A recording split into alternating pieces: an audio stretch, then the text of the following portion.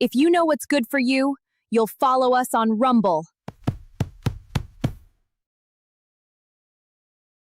Please give this video a like and subscribe! Here we go. And we are live. Hello, everybody, and welcome back to Honey Badger Radio. RIP headphone users. Sorry, I don't know. For some reason, when I said "and," it was like peaking really hard. My name is Brian. I'm here with Allison, and this is Maintaining Frame.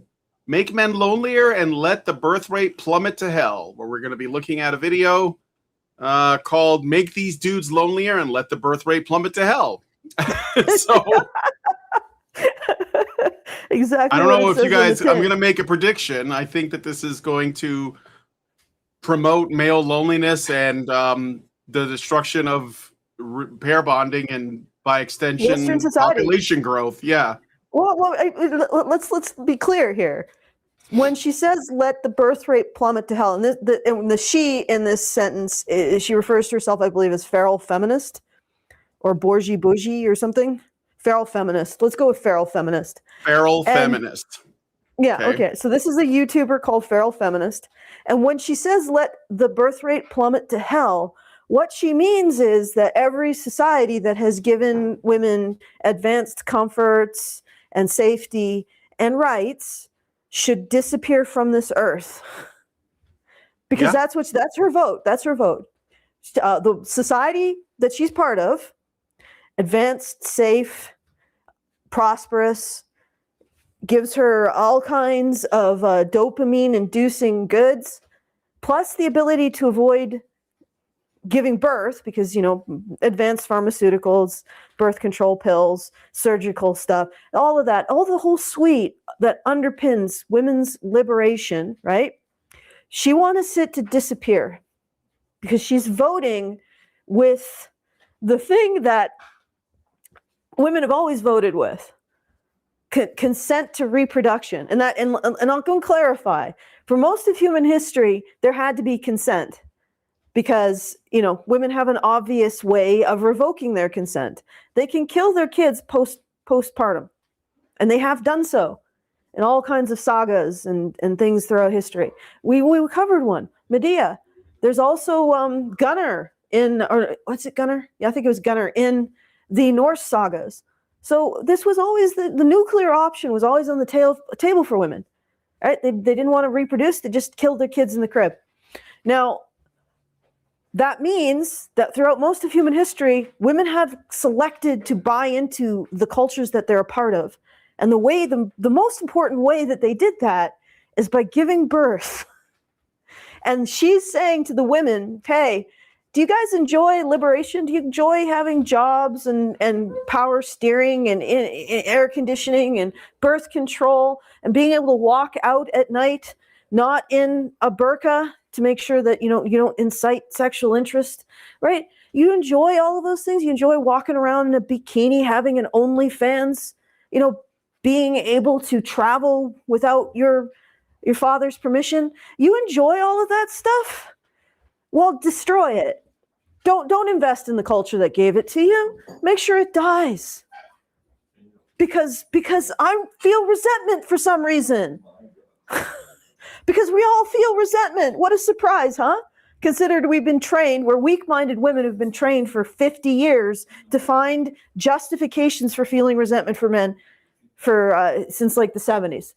Right? But because she feels resentment, all women should not buy into the culture that gave them all those freedoms and security and whatever else and let it die. That's what she's saying. Her vote, ladies, let it die. Let it die.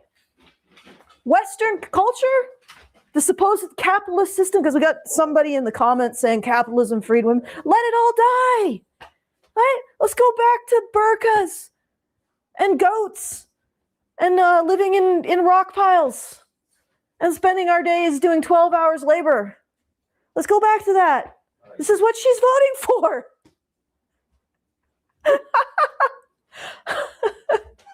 It's like she's saying, let them eat cake. Well, she has nothing. Let them eat cake. And the cake is destroying the civilization that makes cake. All right, okay. All right. Yeah. That's a little bit strained, but I'll leave it there. Not my go-to move, but you do Yeah, you, I guess. What, the cake metaphor or what she's doing? No, what she's doing, what she's promoting, or whatever. Yeah.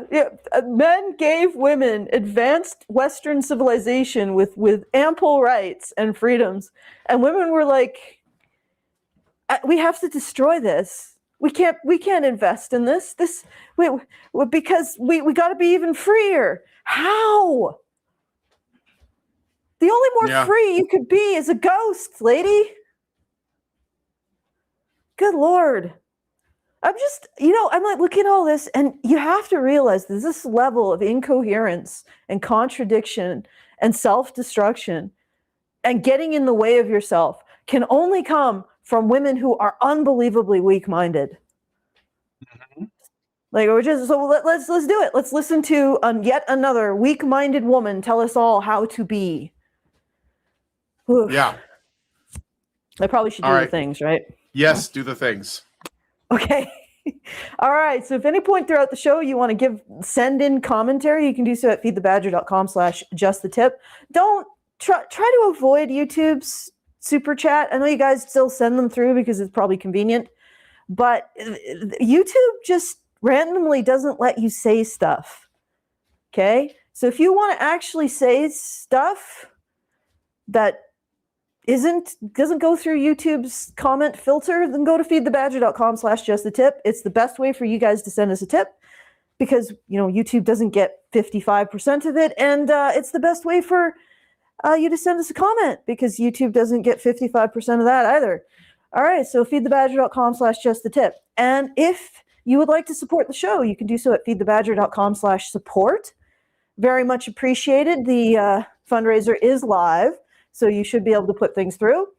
There might be a little bit of a delay before they get posted because I got this, give WP. For some reason, some support, some pledges just need a little extra TLC. But trust me, if it goes through, it'll post eventually. So feedthebadger.com/support to support the show, and badgernation.online if you want to join us. And also see the record. The diary or the journal of my journey into the desert of feminism in search for the font of patriarchy, the mythical font of patriarchy. So far, no dice, right? Still haven't discovered where they actually prove their central concept. Starting to despair of ever finding such a thing. I've found a lot of evidence of the reverse where they have disproved their concept, patriarchy, but not a lot of evidence where they've even actually made the attempt or even recognized. Although it is a very fascinating maneuver that they did with standpoint theory, basically saying we don't need to prove anything because we're women. But Bob's your uncle. Anyway, let's get back to the shoe. Back to? You mean start the video? Is that what you're saying? Yes. Let's start the video. Okay. So let me see if hopefully the sound will work because if there's enough of a delay before, I may have to restart it, but hold on. A man asked this question. Okay, it's working. All right, let me just go back. All right, here we go. A man asked this question. Why do a lot of people deny young women like older men? And he asked this in the Ask Men Advice subreddit. I think that this would be more appropriately asked to a women's subreddit or a women network. So I'm asking this in my networks. All right. So he says a lot of women age 18 to 25 like older men in their 30s, 40s, and 50s for sex and relationships. But some people seem to deny or reject it happens.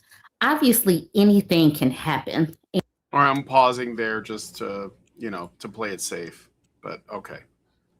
All right. So I can already tell you right now, this woman is over 25. So she's not in the age group of young women who like older men that this guy or whoever this is on Reddit that's asking. And I think that is probably what prompted this video.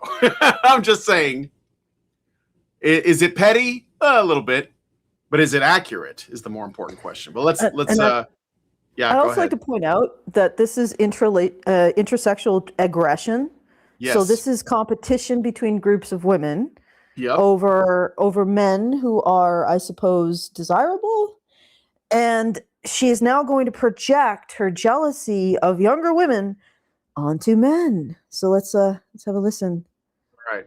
And the words "a lot of people," that is very generic. I know personally, and I did actually answer this question. I was like, I am a 44-year-old woman, so obviously I'm older. But when I was in my 20s, I shuddered at the thought of dealing with an older man. Ew. And older was anyone my daddy's age. Now, as an older woman with a pretty big network of women, I periodically ask the 20 somethings, are y'all interested in older men? So many are like, hell no, or just for the money. And then I was like, actually, I'm gonna make a poll question. So, all right. Well, pausing there for the banana. She asked women in her network. So she asked a bunch of other feminist women, and they all said, no, we don't like older men. Ew. But they probably would say that about most men, regardless. It's just my speculation, of course. Okay, so she did a poll. Let's go.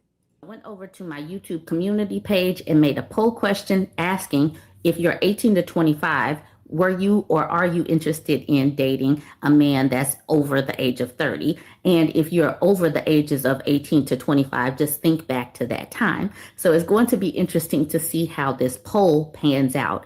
But I've talked to enough women to know that typically the younger women, especially the younger women right now, are not interested. But I do want you to go ahead and chime in as, you know, if you're 20 somethings, chime in, but think back to a time when you were 20 something. Were you interested in a man who? Again, her audience, probably not at all. And yes, the younger generation of women today are probably the most misandrist of all generations that have come before. So, yeah, maybe they'll tell you, I don't like older men, but what about just men? What about that? What about men in general? How about that? Over the age of 30, 40, 50, go ahead and chime in. If you want to do the poll, though, you got to go over to my Bourbon Bougie YouTube page. Let's look at a few of the comments underneath the post. Club Zealous Ideal says Reddit does not reflect reality and the internet brings out the worst in people. So saying that you don't date older men or that women are not dating older men is the worst. Crispy Bacon Salad said, I have a friend from high school that started dating men in their 40s when she was in her early 20s. We're in our mid 30s now, and she's currently married to her second older husband. It's what she likes, but she has one example. That's not a lot of people. Swimming Acadia says, who's denying it happens? Moscom says, no one's denying it happens, but older women sure get pissed off about it. I happen to be an older woman and I'm not pissed off about it, but I don't believe that it's just happening like some of these people act like it's happening. What does, okay, all right. Okay. Yeah. Can I just register not giving a fuck? All right. If young women want to date older men, so be it. Like why is this your business, lady? And why are you just demonstrating exactly what this guy is saying? It doesn't matter how many younger women want to date older women or older men, right? It doesn't matter. The fact is that it happens and people want to deny that it happens, which is exactly what she's doing. She goes to this page and says, oh, they're asserting that people do X. Well, let me do X to disprove them. Like... Well, thank you for being an example of exactly what this dude was calling out. I mean, nowhere here do I see any statistics. Like, can we look at, like, I don't know, the General Social Survey, if they have that kind of information? Can we get some facts in here? Like, slap some facts down on the table? All this is right now is her, like, proving the guy right.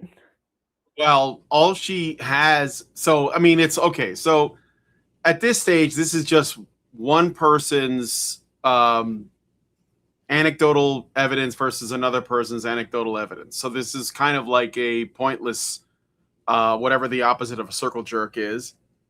And but on her, she's the one that feels the need to talk about it. Because when the person said a lot of women are into that, yes, the word a lot is an equivocation. It doesn't really tell you a bunch, really. I mean, you could say, yes, there are a number. And the thing is, if that original statement, there's really nothing offensive about it. A lot of women like that. Yeah, a lot of women do.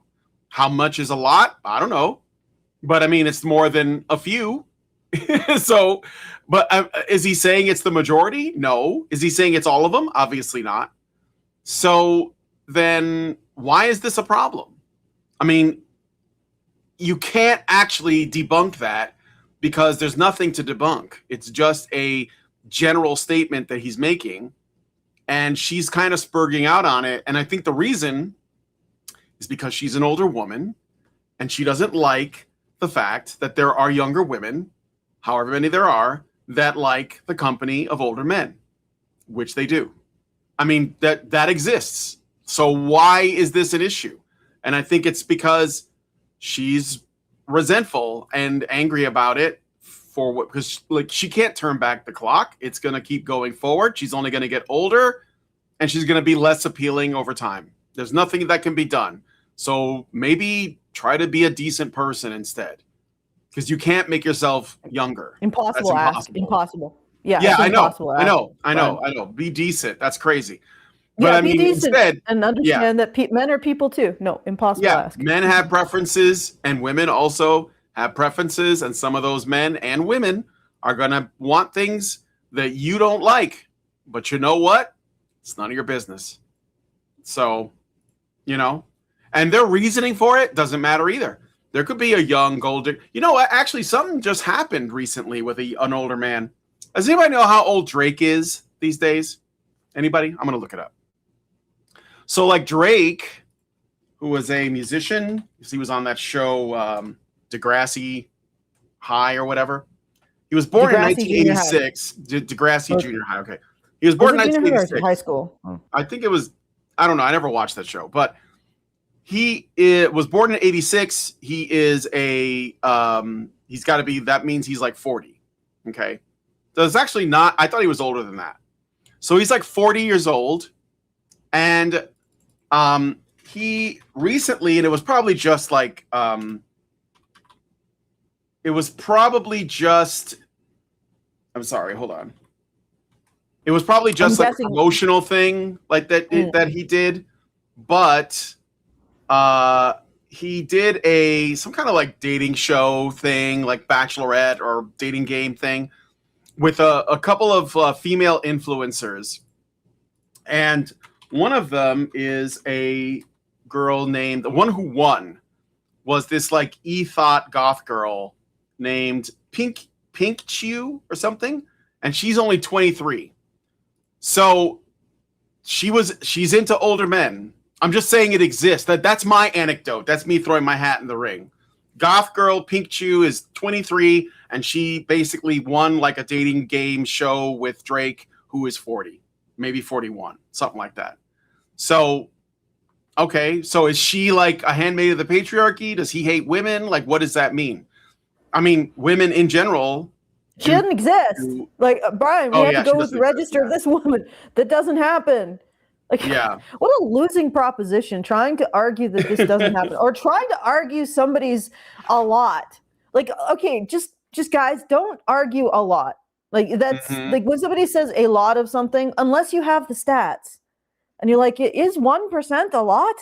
Right? Just don't, because that's like just interpretation territory. It's basically just farting at each other territory, trying to fight each other with your farts. And you're not in a Monty Python sketch, so don't do that. But that's what this is. Like, they're both trying to fight each other with farts. Well, both? I mean, the guy probably was just saying, like, why are women out here pretending to be lying on themselves, pretending to be something they're not? He's not even fighting. He's just proposing a question. Maybe you're exactly right. You're exactly right. So she is fighting a rhetorical question with a fart. Yes. Yes. That's basically what it is. That needs to be a fartacy, like a logical fallacy. Okay, I'm gonna shut up now. Yeah. Continue. Anyway, I'll just keep playing the video. Like, I'm just saying, like, this is already like, a non-existent foundation So how you're going to get a half hour of content out of this? This is going to be, let's watch the master work. Okay? That's their remarkable skill, though, Brian. This is what I noticed. It's rhetoric. I do have some things available space. Yeah, I do have some things to read out. So Roboto gave us $1 on Rumble and said, but women choose the burqa. And then an anonymous person gave us $5 super chow, but they didn't say anything. So I don't know if you meant to say something. And we got a super chow last night after Hannah's show. But we could just tag that to be read out. It's likely off topic anyway. All right, so let's keep going. And most of us older women were young before. That's why many of us answer the way we do. Yeah, but in your day when you were young, the environment, although still hostile towards men, is nothing like it is now. In fact, when you were young, you were busy creating the environment that now we're living through. But this is what they do. They create the problem, and then they act like there's no problem. And then when you say there's a problem, they offer the placebo, which is the opposite of the problem, but doesn't even solve the problem anyway. Anyway, I'm just saying. Okay. Joni. What? All right. I want to say, I forgot what I want to say. Continue. Okay. Himself says, lots of older women like younger guys too. Crispy Bacon Salad says, my husband is 8 years younger than me. Not that far off, but I'm still older. Most dope black guy says they don't really act on it though. I don't know why men continue to speak on women. They should really go speak to women in women's subs or co-ed spaces, but they don't. They really because women are the worst sources on women. Like literally, even scientists know this. That's why they do all kinds of stuff to control women's. They always want to answer things according to what they think gives them social credit and status and preserves their status. Right? Yep. That's so you can't just take women, and women are notorious for this, and social scientists know this. They won't say it, but they know it. So they have to create additional control mechanisms to prevent their surveys being distorted by social desirability bias, which is bigger in women. Like men will just fucking tell you. Right, that that might have its own little difficulty there, but women will always want to aim for whatever preserves their social status, and that's what it is. I mean, people will say, "Oh, it's desirability," like they want to be desired. They're being influenced. It's pressure. It's like they just want to preserve their status. Right? It's a very status orientated reflex. This woman is trying to preserve her status as desirable right now. Yep. And it's ridiculous because no, lady, you are not as desirable as a 20-year-old. Right? That's why you got to bag a man when you're 20. Jesus Christ. And then just build a life for him. Or you end up in this kind of meat hook reality where you're 50 years old, you're single, and all you're attracting is men who want a one-night stand or lunatics who are just as crazy as you are. Right? That's it. That is the limitation. It is unfortunate. And the thing is that the standards for income have become so high, so unbearably high. Because what was happening 60, 100 years ago was a situation in which the standards for income were low enough that young men who might have prospects or other skills, because, for example, being able to work a farm was not necessarily something that reflected on your income, but was an important skill at the time, right? They could get married young because the women weren't expecting them to come pre-digested, pre-credentialed, already with substantial salaries. And because of that, people would be pairing up young, which is actually a good thing, right? Both men and women, if you want to get them started when they're at their peak health and fertility, get them having children then. Yeah. Right. But that was an effect of women choosing men who were not yet, their ship hadn't necessarily come in yet. Right. Or choosing men where maybe the ship wouldn't come in, but she and him, they build a life together. through their mutual labor and commitment. That changes over time as women's financial expectations increase from what a 20-year-old can be expected to provide to what a 40-year-old, a 50-year-old, and now we're probably in the 60s and 70s. Like, you're going to end up with 18-year-old women with 70-year-old men because that's the only well, not 70, but like 65, because a man at the end of his career with the highest amount of earnings he'll ever have is the only man that whose income she'll accept. Right? And that is entirely due to hypergamy, my dear. If you want to change that, then maybe control that. Control your financial expectations, ladies, and maybe younger men will fulfill them. Because as it stands, what you apparently want is a man who looks like he's in his 20s, earns like he's in his 50s, and is wise like he's in his 70s, which is impossible. All right? Maybe cut down on some of that and just want a slightly 20-year-old guy, still probably like a little bit childish. I mean, I don't say that badly because so am I, right? But not as mature as a guy facing like end of life philosophical questions. Doesn't earn as much as a guy in his prime earning years. Just take down those other expectations, and you will be able to start pairing up with 20-year-old men. What was this woman thinking when she was like 20? I bet she was jumping over or excluding men because they were scrubs, right? Yeah. What does that mean? They didn't earn enough for her. What does that actually functionally mean? It means that she wants a man who earns in an age bracket well above her age bracket. Now she's screwed because she's moving into her 50s. There's no men earning above her age bracket. They're retired. Mm-hmm. She waited too long for that.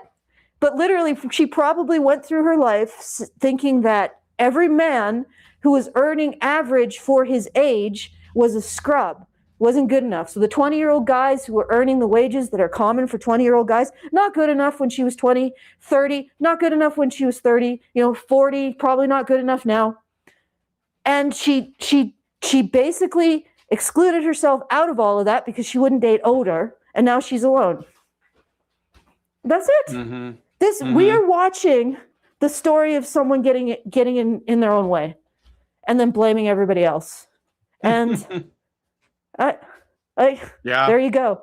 If you want to marry a young man, guys, ladies, you're going to have to let go of your hypergamy and accept that he won't be earning the top of his career ladder at 20 or in his 20s or even in his 30s. Okay? Yeah. The fact that these women are going after older men, hypergamy, you want that to stop? Rein it in. But the thing is that she is an example of it too. Single at 44, probably. Why? Because no man lived up to her standards. Why? Because she never had realistic income standards for the ages that she was attracted to. So she never settled down. And now she's looking back at the smoking crater that she made of her own life. And she's looking at the girls who are making those compromises. Okay, if I want a man who earns like he's a 40-year-old, I'm going to have to get a 40-year-old man. If I want a man who earns like he's a 50-year-old, I'm going to have to get a 50-year-old man, right? They're making those compromises, and I'm going to have to compromise on age, and she's calling them out, right? Yeah, just because you screwed up your life doesn't mean you have to drag other women down. Or no, she's calling out the men because she's like, well, I can't attack the women because sisterhood, right? So I'm going to attack the men that these women are choosing so that the pool dries up. Or I'm going to try to convince these women that their choices are icky so the pool dries up. And literally, probably, okay, now this is inference again. Like, the reason why she's single is, again, that mismatch between the age she found attractive physically and the age she found attractive financially. And she never reconciled it, and now she's going after women who have. All right. Yep. Okay. All right. Like, Bovine Joni himself says, yeah, they do, at least in my experience. I dated so many women in their 30s when I was in my 20s. It was amazing. Most dope black man says, I'm not talking 30s. I never considered them old. I'm talking 40 and up. Bovine Joni says 30s to 20s is a pretty big age gap as it is. I can see why 40-year-olds might be hesitant to date a dude in his 20s. And this dude at the bottom says, yep. 17 and 34 rocked my world. Most dope black man says that's. Paul, let me pause for a second. Is she just going to read an entire thread? Is that the video? Who sent this in? Who sent this? It All right. was Cron Strong. I know. It was great Is it just her reading the entire thread? Like, couldn't we just read the thread ourselves? Okay, so let me see. At least she's narrative. Like she's offering like a reading of the thread, so it's not just us reading. Yeah, I guess. All right. Well, I guess. let's keep going.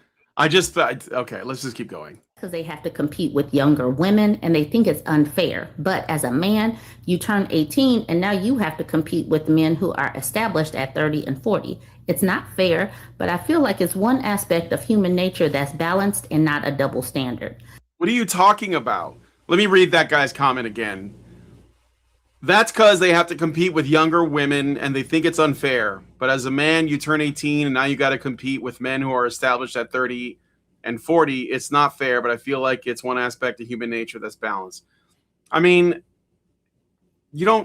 human nature is not something that you look at and say, is this thing balanced or not balanced? It just is. Like, there's nothing you can do about that. Why are we even saying, oh, it's not fair? No, it's just life, bro. Just adapt. Same thing for the ladies. Like, you get old, women lose their sexual market value as they get older. Men gain their sexual market value as they get older. That's just the way it is.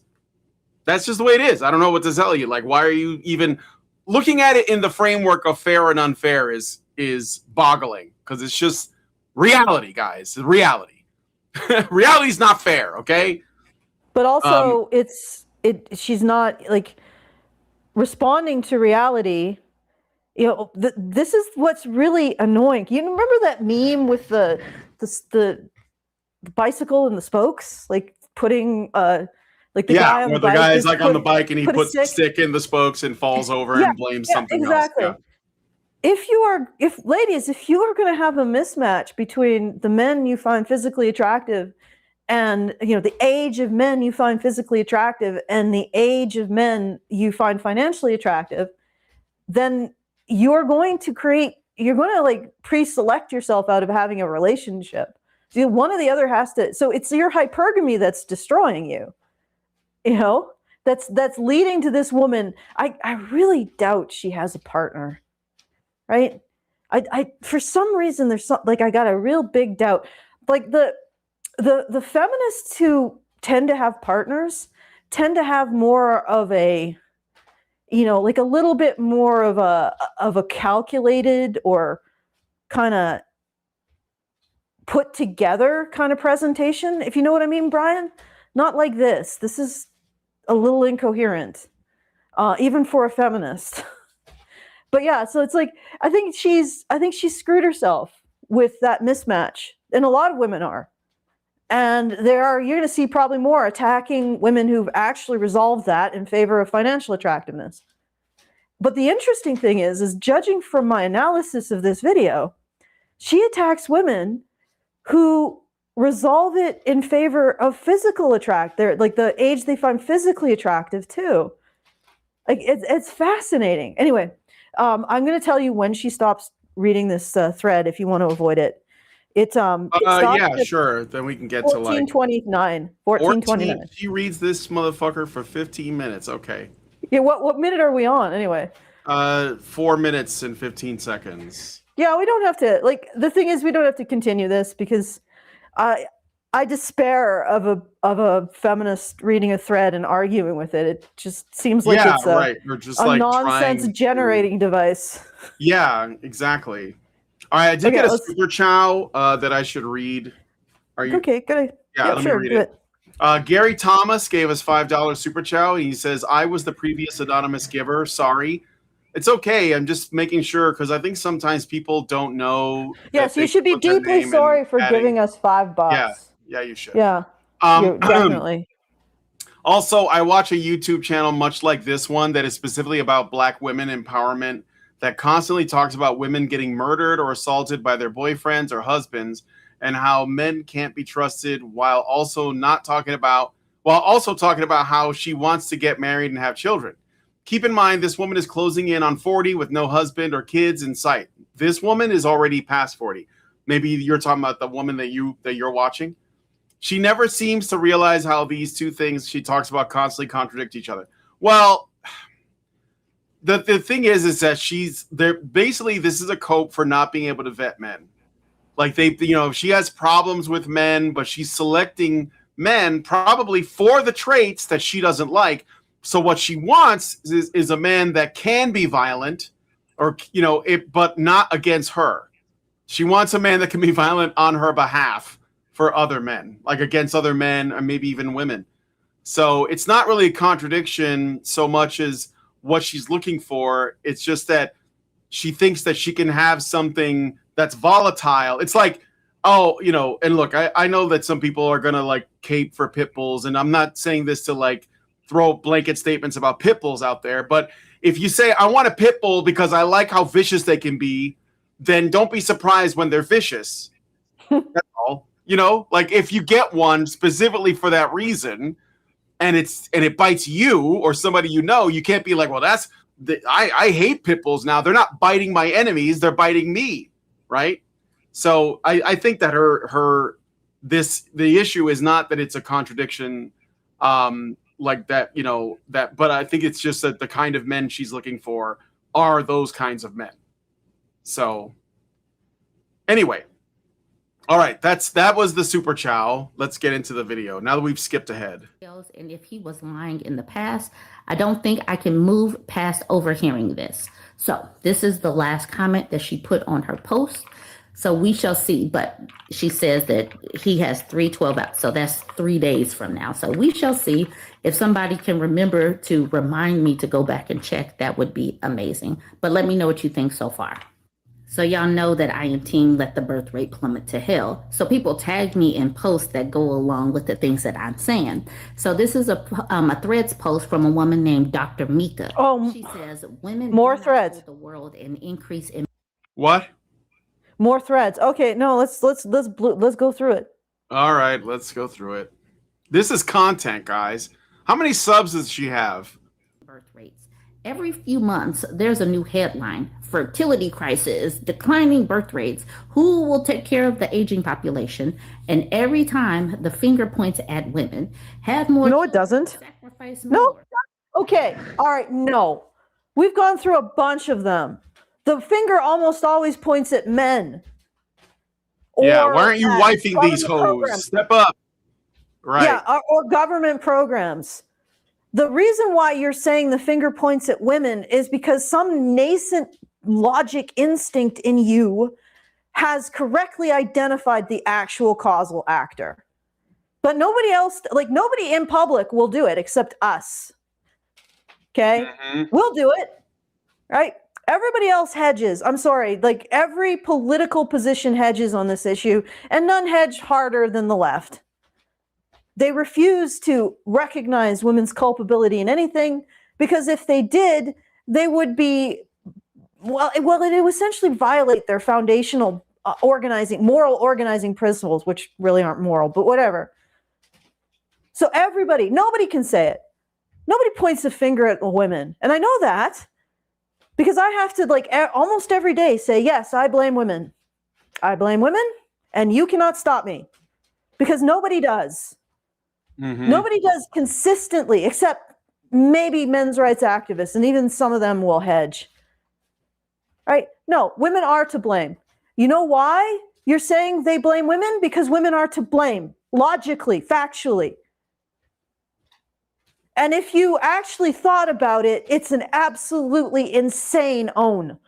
Oh, we got a society that gave us freedom even from our own biology. Let's destroy it by refusing to reproduce in it. Like, what kind of self-own is that? Epic. It's an epic cell phone. Epic cell phone. Like, this is the kind of cell phone that goes viral. It's like the World Cup cell phone. Epic. Yeah. And you are, not only are you doing it to yourselves, right?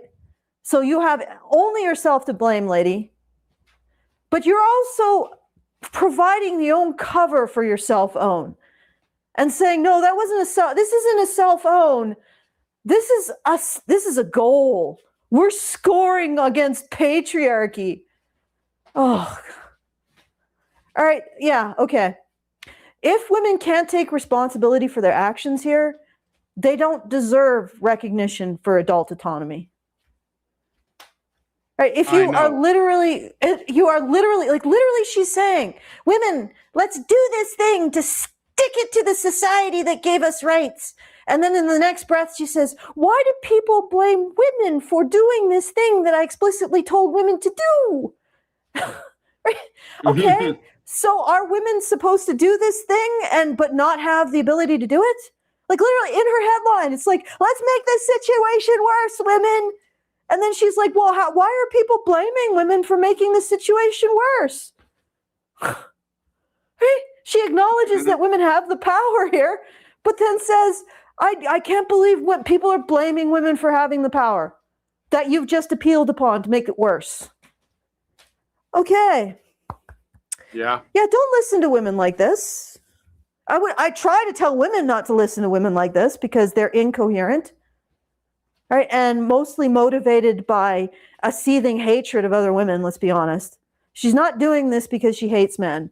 She's doing this because she's using men as a tool in her campaign against women who didn't screw up their lives and are substantially more attractive than her because they're younger. Right? Mm-hmm. That's it. Like this is the funny thing about women. They talk about hating women. But as far as I can tell, most women have a seething hatred for each other. Right? A seething hatred, but they're too insecure because they feel like they have to be in a herd for safety to actually be vocal about it. Like me, I just have disappointment, right? I don't hate women. I'm just truly disappointed. Daughter, like, I am disappointed. Yes. Like, I'm just like, I don't hate you guys, right? I don't hate myself. I don't hate other women. But goddamn, could you just be a little better? Just elevate yourselves a little bit, right? But the thing is that most women, they see other women as threats to their resources, which is exactly what this woman is doing. So they're in a constant battle with other women. But at the same time, being a woman is how they get access to those resources. So they have to sort of herd with other women and present a united front, or they lose access to resources as a group. But at the same time, they're constantly competing as individuals for access to those resources. So it creates a very, like a group of people that absolutely loathe each other, but cannot get away from each other, which is probably why they project that attitude onto men, right? They say that men desperately want to be in relationships with women, but they hate them. No, that's you, ladies. You desperately want to be in a herd with other women that you despise and that you are constantly battling and doing relational aggression against. You know, and like here I am, like I said, right now, I'm just disappointed. This is disappointing. I am in a state of permanent and possibly completely entrenched disappointment over my sex. All right, let's continue. All right, let's continue. Save the economy, but let's be clear. Women are not incubators for GDP. We are not vessels for demographic policy. Yeah, then men are not labor for your entitlements. Right? You're not incubators for the GDP, right? Where do you think the money comes from for you to have all of the things that you enjoy?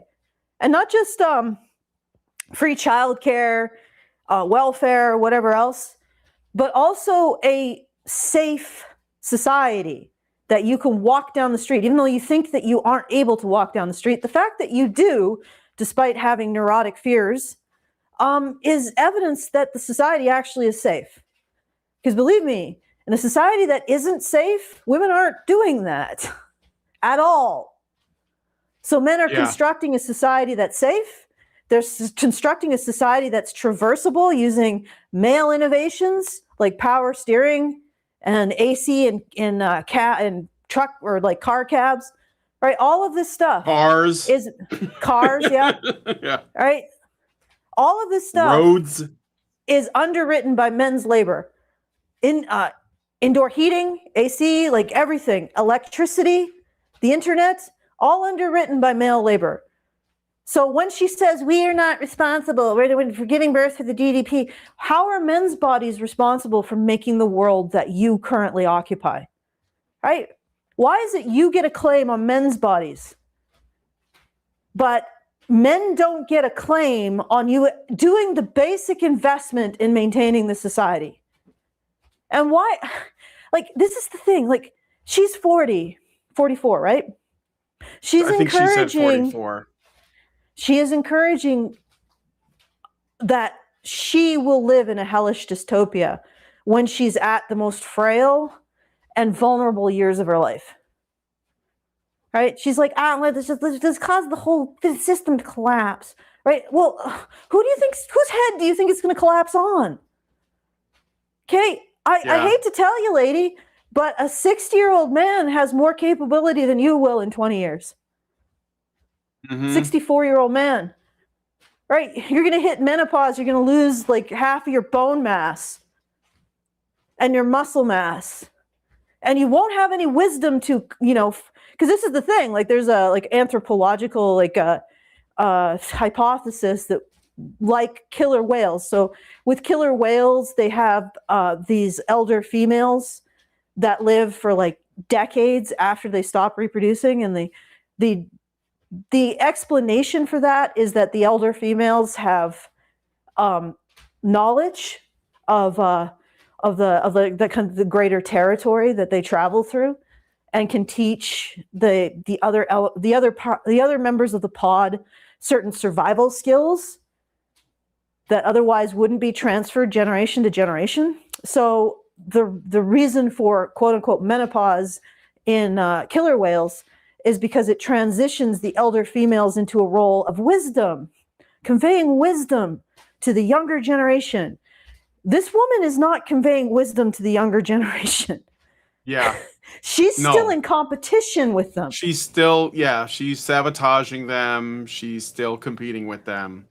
Yes, she's sabotaging. She's still competing. She is not delivering wisdom. She's not explaining how to have a reasonable, how to have a relationship with a man, appreciate what men give you, understand it, and not feel anxiety that you're going to lose yourself in the process.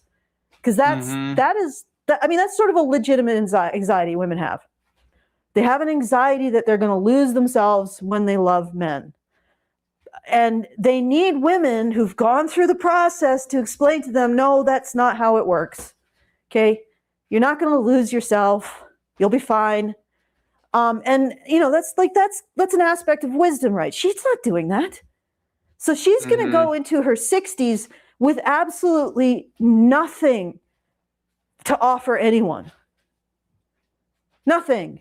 Yep. Except a lot of destruction of the very forbearance and tolerance that would allow a 60-year-old woman with absolutely nothing to offer to still be taken care of. That's it. That's advanced society, guys. This woman, if she wants to have a reasonably comfortable elder years, that requires an advanced society that gives a crap. And that's what she's destroying. And she's destroying it in a timeline where that's going to fall on her head. So we're watching this woman, chop down a tree that's directly over top her, and the way that she's chopping it down is going to fall on her. And it's like, again, another gigantic self-own by the very disappointing woman crowd, which they're trying to frame as, for some reason, if they think that if everybody believes it isn't a cell phone, it's actually a goal against patriarchy, that suddenly it stops being the stupidest possible thing you could do to yourself. If everybody believes I did something really cool, then it was. No, it's still a weak-minded woman destroying something she relies on because she's too weak-minded to actually recognize the causal relationship between her situation and what she's destroying. Okay. All right. I got a Rumble rant for $1 from Roboto. And he says, women tend to dislike safe. They like the danger, not all. I'm going to disagree with that. I'm going to push back on that because I know that it's sort of like a stereotype or like a common thing you see where women go after the bad boy. And they'll say because they like the danger, but I'm going to say that they don't. They actually really do want to feel safe. And the danger that they're chasing, quote unquote, is a danger that's in a certain context that's as safe as they think it can be, right? And I'm not talking about a violent man, but I mean, like, when women say they want danger in a controlled environment that's actually safe. So they want to feel like it could be dangerous, but there's no danger. It's like they want to go to a horror film because they want to be scared, but they know that nothing's really going to happen. They get on a roller coaster ride because there'll be a thrill. They'll get like the thrill and the fear of like, going down the thing, down the dip or whatever, do the loops, but they're not actually in danger. It's controlled. It's like, you want to go bungee jumping. Okay, let's go bungee jumping. But I want like an entire team of people and all of the best possible equipment. And I want to, to make sure that nothing's going to happen. I mean, granted, there's always a small risk of something, but the point is they're not really in favor of danger. They want the feeling of danger, but no real danger. They just want to be safe, honestly. So, and it's not even like a contradiction. It's just that I think that's most of it. Like, I think that most women, their lives are so safe, so secure, so prosperous, so abundant that their idea of danger is like, driving into a small town where there's only one gas station and, possibly running out of gas. Like that's, it's not the same. It's not like what she's advocating for is just letting the population collapse. That would actually be the end of civilization. And they don't even know what that would look like. They have no concept of how bad it's going to get if they do that.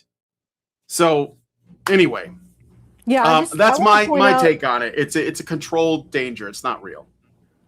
Oh, my take on what she said, or this whole thing, is we have to realize that this is a 44-year-old woman counseling women not to give birth.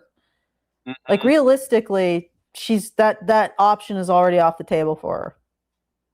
So now she's saying to other women who might still have the ability to give birth, don't do that. Don't contribute to the society that I enjoyed while I was, for 44 years. Let's burn it all down. This is, I wonder if this is actually sort of like end of life resentment. Like she's, because she's going through not necessarily like that she's going to die, but she's going through the fact that she's probably never going to have children, right? And for some reason, she's attacking that potential in younger women. Do you see what I'm saying? Yeah. Right. And I'm like, I think this is motivated by jealousy and nihilism. 100%. And the particular jealousy and nihilism of somebody who's realized that they're losing a capacity, and that other people still have it. She hasn't made peace with the consequences of her own actions. She hasn't accepted that she has essentially driven away every prospect to have a man and a family. And that's what I'm banking on. I don't know for sure, but that's what because why would you be talking about other people's preferences if it wasn't something that was on your mind? And now that she's in her mid 40s, probably menopausal and still single and no kids, I'm guessing, then it's like a big problem. But there's no taking it back now. You're here. You're here. So what And are you gonna could do? transition to actually assisting the creation of a stable system.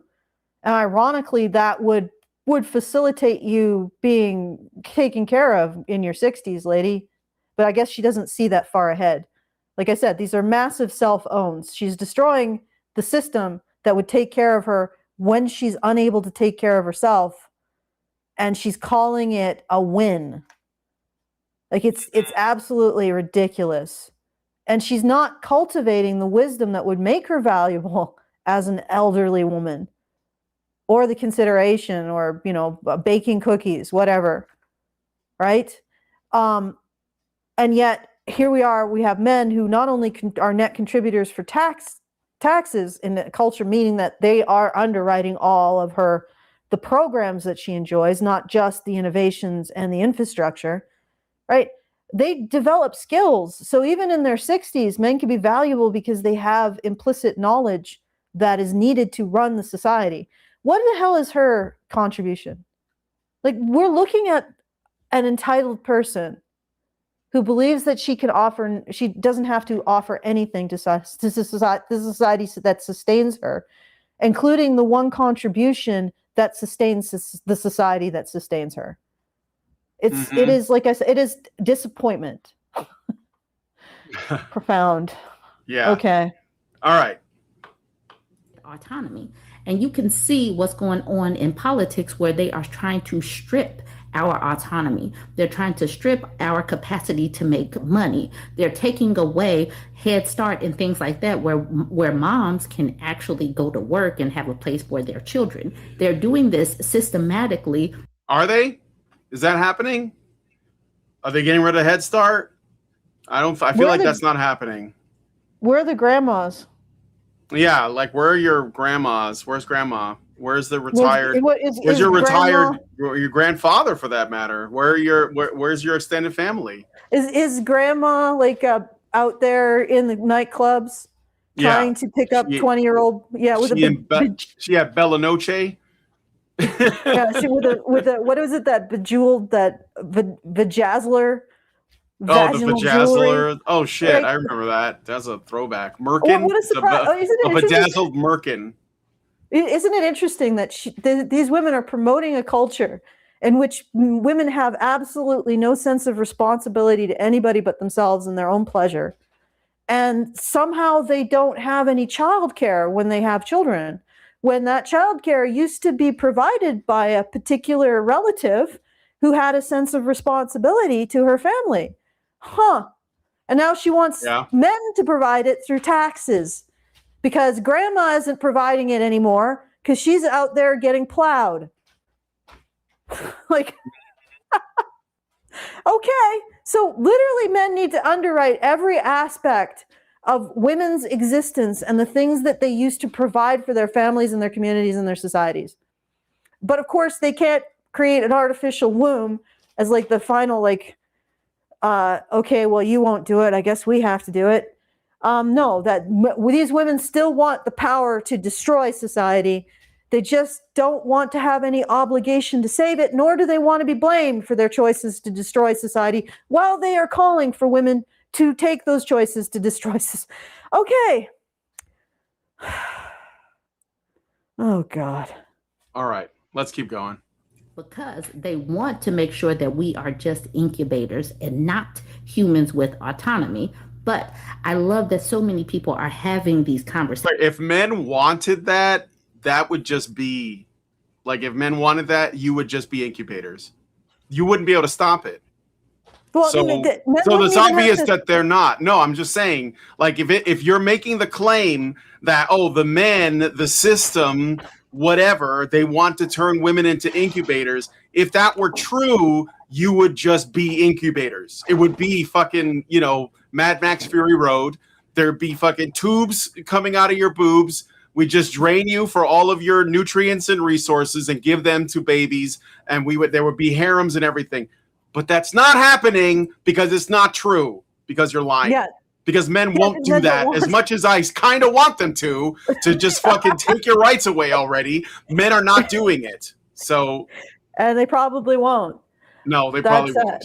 And the reason why is that men get invested in terms of their identities, in terms of the resources they provide women. And in our society, that's these much vaunted rights and freedoms. But men don't even have to take anything away. They can just sort of not provide it. Like, imagine if men had just been like, we could make the birth control pill, but let's not. Yeah, right. They gave them the birth control pill. They gave them time and energy saving gadgets like washing machines and, dishwashers and microwave ovens and ovens. I mean, like, the list goes on. And men could have just said, we could give you the vote, ladies, but you got to go to war first. And that would have been the end of that. You got to do the same thing we ask of men, right? Men, all they have to do is put women back into the position of incubators, is enforce true equality. No government programs, no birth control. Women will have the same amount of birth control and reproductive rights as men, which is to say almost none. Okay. Men, even when they are sexually assaulted, still have to take responsibility, financial responsibility for the resultant child. So you can have equal birth and reproductive rights to men. You can have an equal right to the vote as men, which means that you are conscripted. And here's the thing: we can't go back in time and fix this particular injustice, because groups of men had to fight in war before they were even considered. They even had an argument for being recognized as having a say in government. That wasn't the case for women. They've already gotten the great injustice of getting the vote without having first had to sacrifice in war, which has been the continuous bar that men have had to lift themselves over. Any group of men had to do that, right? So black men had to fight in the Civil War before they were considered for the franchise, right? Poor men had to fight in World War II or World War I before they were considered for the franchise. That has been consistent. There's always been that tie. And they like to argue because it's not like a direct tie, like people nowadays don't have to. No, it was always a precursor tie, and women did not have to. And that that is the first thing that really bugs me about feminist conjecture, is they didn't recognize that women got a better deal than men, a stupendously better deal. So men could have just enforced equality on women and been like, no, if you want the vote, you have to die in war first. No, we're not going to tell you that you will necessarily give the vote for dying in war. Dying in war is just a precondition before being recognized as a citizen. That's it. Mm-hmm. You're not a citizen of a country until you're willing to make the ultimate sacrifice for upholding its existence. And then, from there, you just keep enforcing equality on women, and women's choices are basically step up and carry the weight of a man, or become a mother, wife, and mother. And when that is the actual choice, when we're not underwriting this facade, this farce of women's equality, then women choose wife and mother. And and men can make that choice happen, not by withdrawing anything, but by enforcing true equality. Yeah. And incidentally, why do these women consider it some kind of horrifying thing to be a wife and a mother? They don't think that they should be expected to do anything. So it's not really about the specific, act itself. If society was basically saying, instead of expecting women to be wives and mothers, they expected them to be working girls, they would probably recoil against that as well, because any expectation. They don't want anyone to have expectations. And I think I said this years ago. Feminism is a tool to allow women to avoid not just accountability, but before even accountability, it's judgment. They don't want people to have opinions on them at all, unless they're absolutely unconditionally positive, in which case feel free to flatter us. But even then, they'll probably get upset with them, but ultimately, it's not about.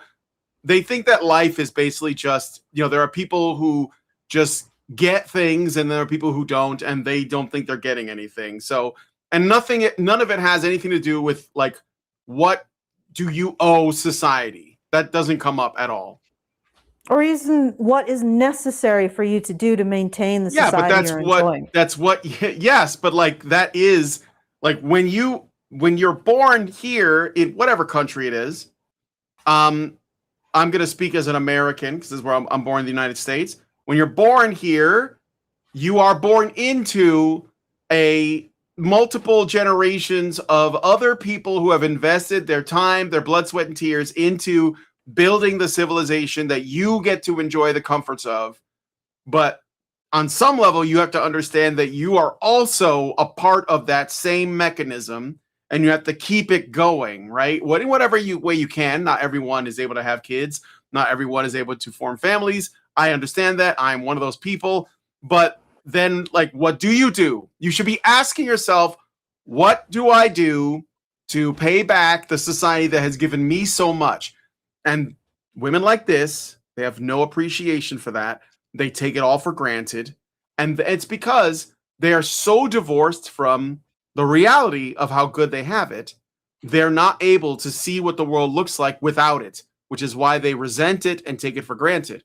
So, and I mean, you know, I hope it doesn't happen in my lifetime, but things will probably get worse, and they will start to see that they contributed to the problems they're going to have because they didn't prepare another generation, because they didn't have children, because they didn't care, because they thought that for whatever reason they were going to like live forever and have all the men they want and constantly just have food and shelter and clothing and entertainment and sex, right? And that none of that's going to change, and none of it is on borrowed time, and none of it is fragile. And I think that's the reason why it's fragile, because they don't understand like how good things are, you know? Yeah. Well, and also they've been trained for like 50 years to seek out resentment. That's what feminism has done, right? Like when you look at the Red Stockings Manifesto and all of the behavior and assertions around it, it's just resentment. That these women felt resentment, and then they went to look for an excuse for their resentment, and then they said feeling, theory, action. Right? What they mean is impression, like feeling. Yes, sure. Conjecture that supports the feeling, or whatever excuse we can make to justify the feeling, and then nagging men. So, but women who are trained this way see resentments everywhere. That's what they're trained to do. They're trained to identify resentments, justify them, and then take action based on those resentments. That's what this is an evidence of. And the thing is that the women who buy into this are very weak-minded. They are just incapable of questioning their socialization, to seek out resentments, to seek out justifying those resentments, and then taking action on them. And this is the formula that feminism has taught girls for 50 years. This is their coping form. This is their basic strategy for existence. Yeah. Okay. And you see it, like once you understand that, you see how it replicates everywhere in all of the media that these women are putting out. And the problem is that strategy, while it's useful to get men to do stuff, is not useful for learning wisdom and skills and capabilities, and also understanding how things work. Because if you think causality is basically, I feel a resentment, I justify the resentment, I act upon it, which is basically just nagging men to do something, let's face it, that's your causality, then you don't understand that your actions matter and have an effect on the greater world, and that when you counsel young women to stop having babies, when you're 60, you're not going to have a social system to rely on. Right? You're just going to have chaos, and you're going to be up against a failed state. Like that's what she's aiming for. She's like, I'm 40. I'd like to create a failed state when I'm 60. That's That's a goal. Like, Yeah. I'd like to live in a failed state when I'm 60. That's one hell of a goal, lady. That's one hell of a life goal. A bucket list. I want to be dragged into the street and lit on fire when I'm for my retirement package. Like, okay, that's I don't know if I want to buy into that, but of course, all of the weak-minded seals in her audience are just clapping. You go, girl. Yeah, I also want a failed state. I also want to destroy all of the things that I enjoy and just to stick it to the man. Because I have resentments that my relatively utopian life isn't utopian enough. Good Lord. And this, you got to know that this is a level of self-own and an inability to recognize that you're constructing a self-own is because these are weak-minded people. Okay. All right, I got Weak-minded women. I got a couple super chows. So Okay. Xerinx gave us $5 and said, I have the idea that the Industrial Revolution disrupted the connection between matrons and maidens from matriarchs, and that feminism encouraged the divide, and that's why we have the situation we have today with maidens, matrons, and matriarchs competing for the same men. Then I learned about the real origin of Snow White, with the queen being Snow's biological mother. Now I'm starting to think the Industrial Revolution having men leave the home constantly might be the culprit, with needless wars encouraging the breakdown. Probably nonsensical. No, it's not nonsensical. We are like after this is a couple hundred like 6 or 7 generations of a very unnatural situation. Humans, I don't think, are meant to be this detached from their fathers at all. And I think that when we moved from a situation where children, there were family businesses, there's farms, even the aristocracy, your father would teach you how to hunt and war and stuff like that. They'd even teach their daughters a certain amount of that. And, so there was this socialization that the father was greatly involved in, that disappeared in the Industrial Revolution because men took the sacrifice. Somebody had to go bust up his body doing the industrial work so that the family could be supplied. Like that was a completely artificial reality.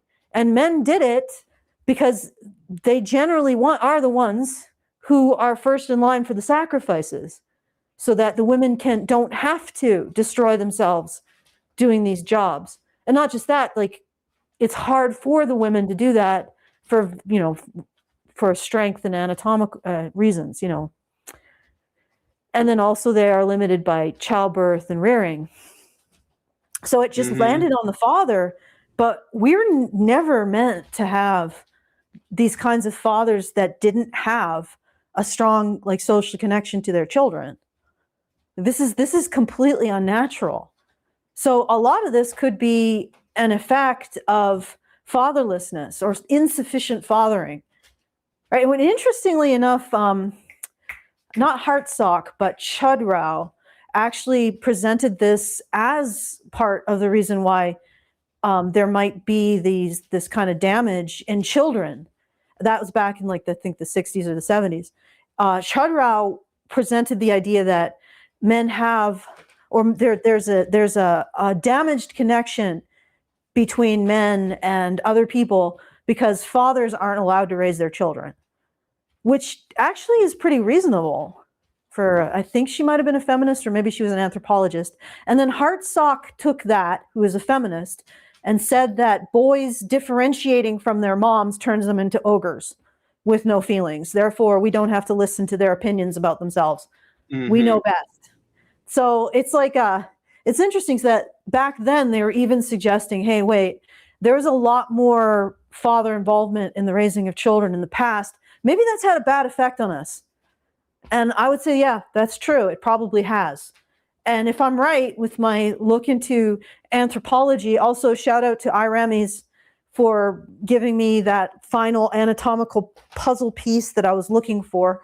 I was originally looking at the scapula, so like the bone and the shoulder blade, as the anatomical change that was made in men to facilitate carrying children, but it looks like it's the male pelvis, because it's the male pelvis. The human male pelvis is actually different from the human female pelvis, and the human female pelvis is the same archaic pelvis that we shared with the common ancestor we shared with Neanderthals. So to explain that, women have the same pelvis as Neanderthals. Men have a distinctly different pelvic shape and orientation. And that distinctly different pelvis looks like it facilitates carrying things or moving under load. So, and to bring it back to fatherhood, that means that men evolved the ability to carry heavy things and with a precision grip, which means heavy things that needed to get to the location alive, that without undamaged, basically. Uh-huh. If you've ever played Repo, that's a big ask, getting things to their location undamaged. But yeah, the precision grip is about carrying something that you need to keep unharmed, that you need to make sure isn't harmed by the way you're gripping it. So what is that? That's carrying offspring, right? So if I'm right, and this is my hypothesis, which hits a lot of convergent factors and anatomical differences, and like things like the range of Homo sapiens increasing over Homo neanderthalis. If I'm right, then men are actually evolutionarily supposed to be in very close contact with their children into like their teen years, right? So they're carrying their kids, they're moving their kids around, they're teaching their kids. Probably why The Road, if you guys remember that movie, is like one of the that is like Fatherhood the movie. Yes. The Road by McCormick. Yeah. That and it's basically just a father traveling with his kid and taking care of his kid.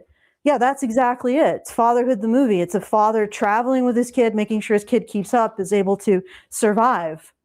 And that means that men had a very extended contact with their children for a long time, and had an extended period of when children were being socialized by them, right? And that's gone. Like really, we may be the inheritors of massive and systemic, like long-term underfathering by children. And it's something that we have been evolutionarily primed to need. So a lot of our social problems come out of that. And then the real question is, how do we bring that back, right? How do we bring that extended involved fatherhood back and make it more, if we want to like improve the species, that is. And we don't do it by underwriting feral feminists breeding with Chad. All right, let's get there we go. I got it back. All right. Let me just because I got another couple super chows. So I got one from RevTrad, who gives $5 and says, if bears are attracted to the smell of menstrual blood, does that mean women chose the bear because he was the only one who showed up? Ha ha ha ha. Okay, wow, let's continue. Disgusting. Yeah, kind of gross. That's shameless. Good Lord. Okay. So many women are having these conversations in various spaces because then the other women chime in. But let's finish looking at what Dr. Mika was saying. The reality is that women's declining fertility is not a crisis of irresponsibility. It's the predictable result of systems that make motherhood unbearable, lack of childcare. Are you fucking kidding me? Like, we have made things about as comfortable. We've gone way overboard trying to make things comfortable. I'll just let her finish reading that. Unaffordable housing, unbalanced domestic labor. We'll say that again. Unbalanced domestic labor, and partners who still expect women to carry the emotional and financial load alone. Yeah, this is absolute nonsense. No, absolutely. First of all, it doesn't well, how about this? How about all men just leave? We shut down the government, shut down the police, shut down the fire departments, shut down the construction workers, shut down the electrical grid, shut down the plumbing. Just all the men just leave, and then they just leave the ladies. You guys have now achieved maximum freedom. Let's see how many babies you make. That's it. So go ahead, make the babies now. You're completely free. We've taken every bit of like burden of men's like labor and existence away, all the infrastructure. Let's just gut it. It's just oppressive, according to Dr. Mika Vidal Taylor. You know, it's what is it? Motherhood unbearable, lack of childcare, unaffordable housing, unbalanced. So if there are no houses, then you can afford them. You can just like, you know, get a mattress and lay down. It's fine. Unbalanced domestic labor. If there's no homes and there's no domestic labor, so that's gone. We can, you know, that's off the list. And partners who still expect women to carry the emotional and financial load alone. I can't even. Okay, whatever. The men. Okay. There's no men. There's no men now. So you're good. You can have babies. Let's see how we do. Okay, go ahead, Alice. They're extorting their ability to have children to get more of the same comforts that won't actually make them have children. This is the joke. This is like Lucy. Yes. Yeah, this is like Lucy pulling the football away from the Charlie Brown at the moment when he tries to kick it. Right. These women are saying, give us some more beanies and we'll finally start to give birth. No, they won't. Because, and first of all, women like this and women like this doctor have no freaking clue what makes women have children. What makes women have children is a man who shows up. That's it. Yep. Right? And that's obvious, because if men have literally evolved a secondary sex characteristic related to carrying offspring, then you need a man to have offspring. Like, okay, what does that mean? In order to evolve a secondary sex characteristic like the pelvis that facilitates walking under load, you'd have to have significant evolutionary pressure. That means that the men who didn't have it, their offspring died. So what we're looking at is a situation where human offspring need men to have their fathers, to have that capability in order to survive. That means that any woman who doesn't have commitment from a man is not producing offspring. She is producing dead babies. Right? That's what it means. That's well more important, that this pelvic change in all men as a secondary sex characteristic is well more important than anything else, any kind of fighting, throwing, whatever ability that we attribute to human men. Being able to carry their offspring was more reproductively important than anything else, including, for a bit, the ability to dodge, weave, and sprint and scramble, because that's what you lose with the male pelvis until it develops, they evolve the compensatory muscles and anatomical changes to actually compensate for this type of pelvis. Okay, so Neanderthals are actually better over rough ground. Even though they have a female pelvis, they are better at moving when it's dense forest, when it's rocky ground. So men lost that for a bit until they developed the way to compensate for it. So this was a really vital thing for early humans to have the father be able to carry the offspring large distances. That means you need a father. That means you need a father for the offspring to survive, or at least a pretty dense amount of male relatives who give a crap, because this is quite the ask, right? Quite the ask. So what does that mean? It means that when a woman wants to have a child, and if she's single, it's just probably just some kind of narcissistic fantasy of getting more attention. When she has a partner who's showing up regularly and reliably, that switches on something in her brain that, having children is actually possible now. And nobody talks about this because nobody in anthropology is poisoned by feminism and feminist tropes, right? And they're constantly trying to find the anatomical things in men that make them dominators of women or some crap, right? They don't actually look at this. And they're also poisoned by really bad science from feminists who are trying to prove that the only thing that children need are women and mothers for some reason, right? So the ultimate conclusion of this is that if this was selected for to that level, it has to have something to do with offspring survival, because it's not a sexual display. I don't think anybody really talks about men's sexy pelvises, right? Whereas you would if it was a peacock's tail. So it has to relate to offspring survival, which means the bond between men and women is a precondition for women to have children. That's it. Not more childcare, not more taxes transferred from men to women, right? Not more abortion or birth control or more whatever thing that she's gaming for. This 44-year-old woman who's, let's face it, nobody's fighting over her fertility because she probably don't have any, right? And she's trying to leverage her non-existent fertility in order to get more beanies, or rather, she's trying to convince women who are still fertile to support her bid for more beanies that won't lead to more children, by the way. That Lucy is always going to pull the football away, guys. Right? And instead, what actually gets women to have children is a man who shows up in a way that feels meaningful. Not Chad. Yeah. But what's the middle guy, like Charles? Oh, I don't know. I forget. I don't remember. The middle guy? Yeah, and the guy to step down. No, Chad. There's no. I don't think that there's a name for the Chad average. and Chud.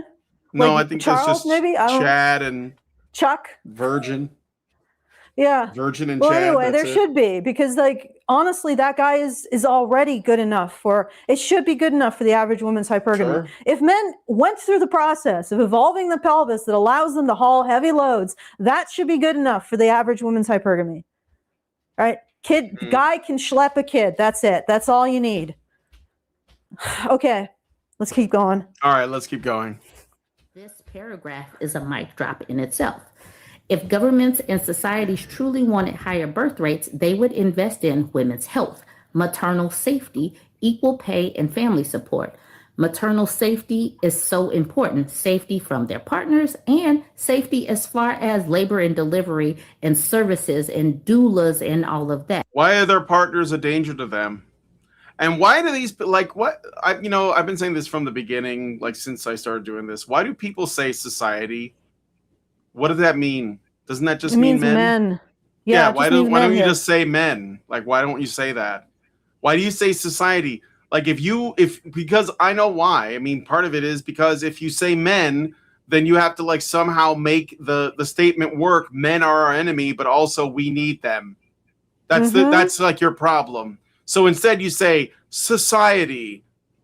I just it's so brain dead. It's anyway. Yeah, well, all you have to do now, right, is just every time you hear society, just replace it with men. Right? Men. Yeah. Men need to supply these things, but not in a relationship with me. And suddenly I will actually want to give birth. This is absolute ignorance of herself. Mm-hmm. Okay? She does not know what she wants.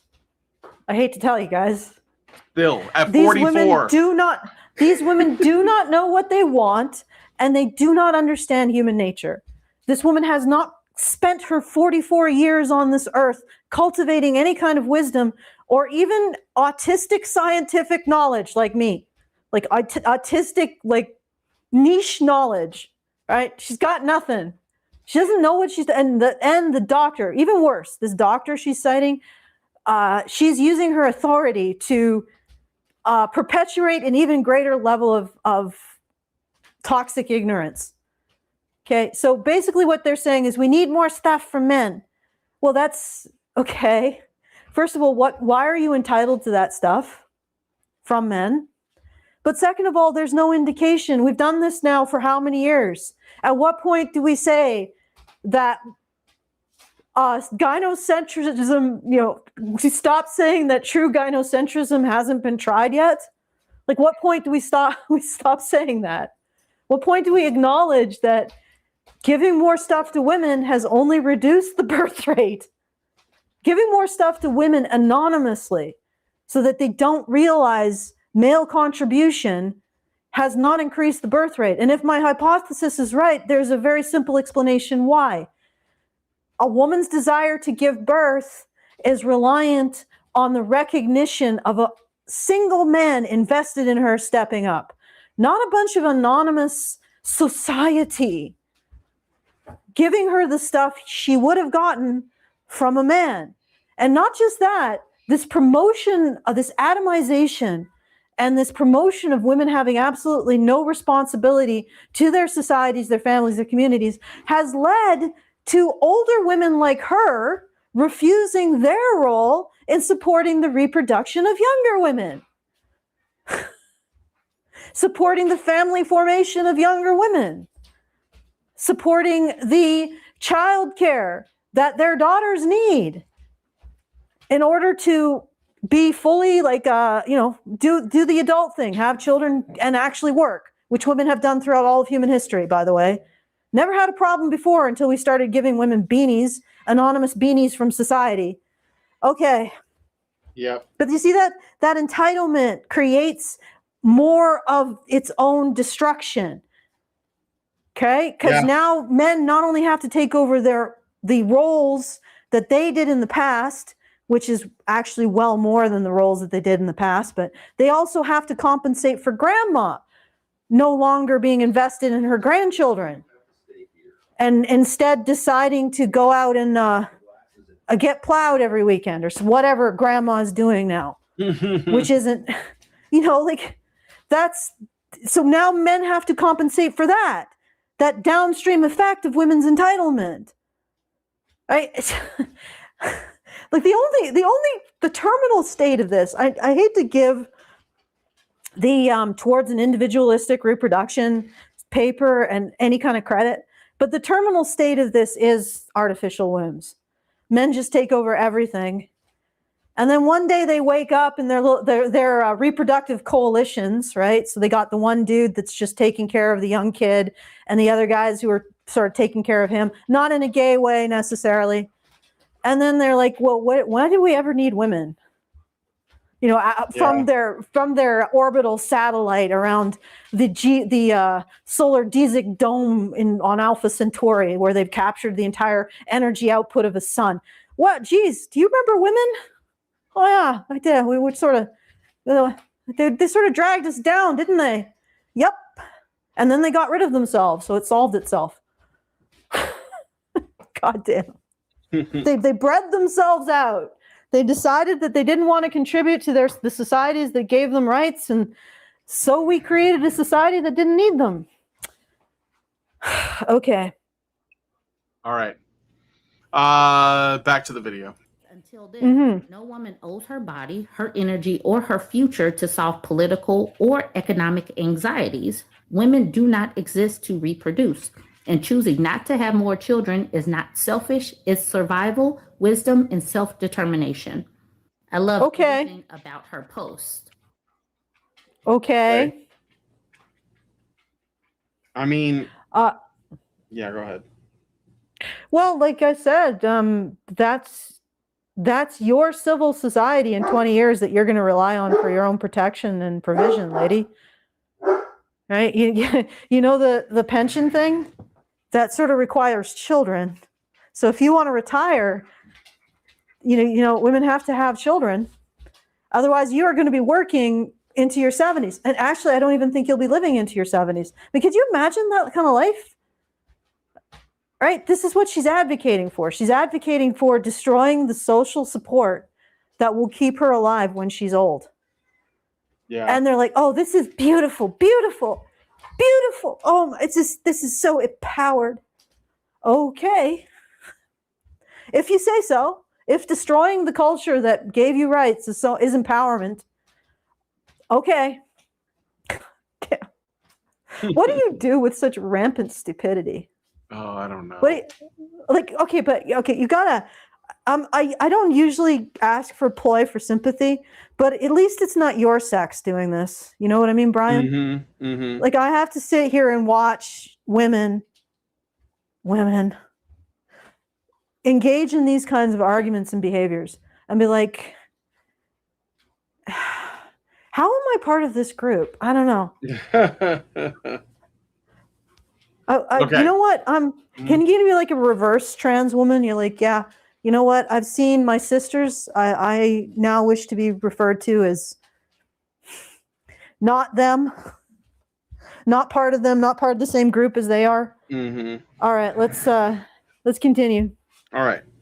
And I did just do this article. It says U.S. sees nearly 6 million, 5.7 million more. It says childless, but let's go ahead and go with child-free because many of these women are opting out on purpose. U.S. sees 5.7 million more childless women than expected, fueling a demographic cliff. September 17, 2025. Okay.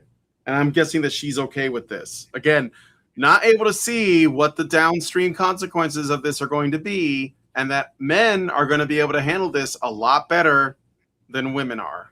Like men are going to be fine, even if this happens. Yeah, as long as yeah. Well, they'll be a lot better off, one would imagine. Yeah. Okay, let's Richard Beer sent a super chow with a link. The link's not working for me, but he just said what does it say? Sears or IKEA will be the reproductive future. And then a PNG. Okay. I'm not going to share it. I'm sure it's hilarious. Thank you. Okay, let's keep going. So the U.S. sees 5.7 million more child-free women than expected, fueling a demographic cliff. So there are more child-free women than they expected. And I've already done the whole article, but I loved this part of the article. It said in 2024, the United States was home to 44.2 million women in the prime childbearing age range, 20 to 39. Okay. I mean, again, she's just explaining how bad it's going to get, but I think that this is just part of the, what would you call it? Like the demand letter that she's in, the ransom letter, the ransom note on society.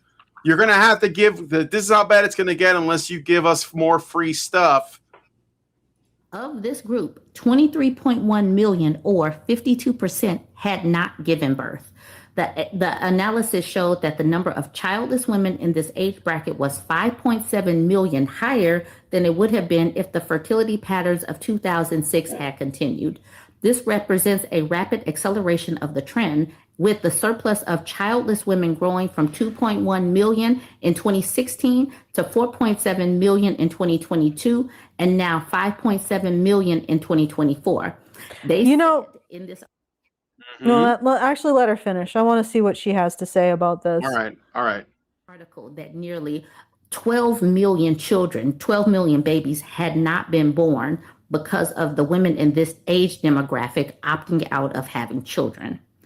Let the birth rate continue to plummet to hell, because until things get better for women in general in this society, this world, this political climate, this earth, this country does not deserve the sacrifice that goes along with motherhood, because they have made it too expensive. They've made it who made it expensive? You want to give me some specifics? Just say they, society, men have made it too expensive for women to have kids. Meanwhile, women are having kids, like just not as many.